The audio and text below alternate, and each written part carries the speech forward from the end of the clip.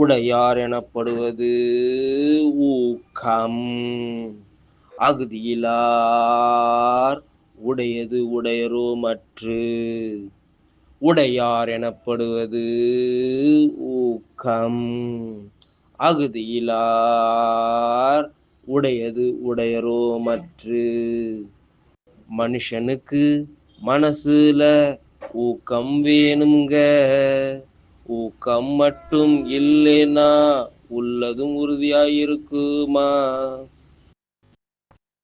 அதனால உடையார் எனப்படுவது ஊக்கம். அகுதியிலார் உடையது உடையரோ மற்று. உடையார் எனப்படுவது ஊக்கம். அகுதியிலார் உடையது உடையரோ மற்று.